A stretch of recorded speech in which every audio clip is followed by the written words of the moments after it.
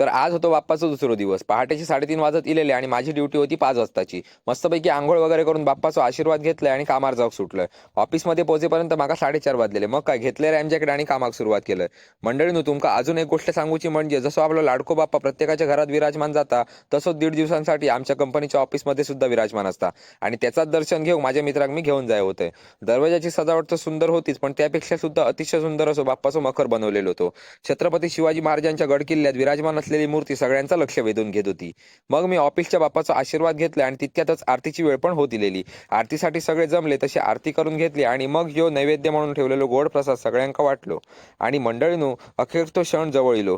3 सांजेच्या वेळी बाप्पाची मूर्ती ही ऑफिसमधून बाहेर आणून मेन गेटवर उभी असलेल्या बसमध्ये बसवली.